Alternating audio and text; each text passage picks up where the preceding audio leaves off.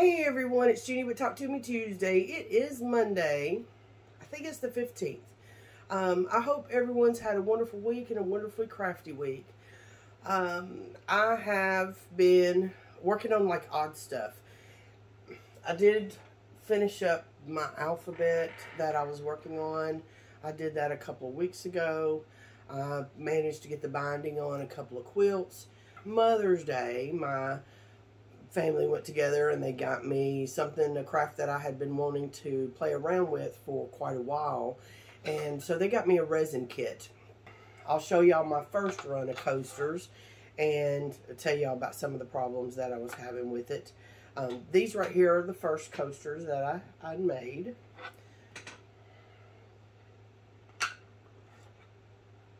And the thing about these coasters is the backs of them actually look better than the tops of them. I think they do. I like the way that the colors kind of fold in on itself from the back of them. And what I discovered is, y'all see this glitter here.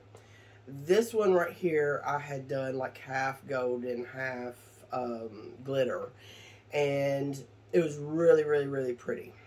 And I had already put these kind of together. You know, I had already poured these. But I had a little bit of glitter resin left. And I decided, you know what, I'm just going to top off the backs of them. We'll just top off the backs of them with this glitter. You know, it'll be on the back, nobody will know. And I didn't want to waste it. Well, the problem is that the glitter's heavy, and technically it's sunk to the top because the mold sits like this, and so all of them have this big blob of glitter right smack dab in the middle of the top. They're still pretty, but I did not, you know, I'm new to the craft, so I didn't really think this thing through. So this was my first, and I do like them, but some made pretty big mistakes. I worked on it a second time, and the second time went much better. I only used just a couple of colors. I did still use the glitter, but I mixed it in with another color. And what I did is I poured half of the mold, and then I let it cure for several hours before I put the back color on it. So I'm not sure if you can see, I actually put like little stickers in there, and of course this is the back, and this one right here, my sticker is a little bit off center, and then that's the back. So, but you can definitely tell the separation in the color. And then I figure I'll put a nice piece of felt on the back of it, even though it's smooth. I just wouldn't want to risk it. And then here is the other one that I did. And like I said, I only used a handful of colors.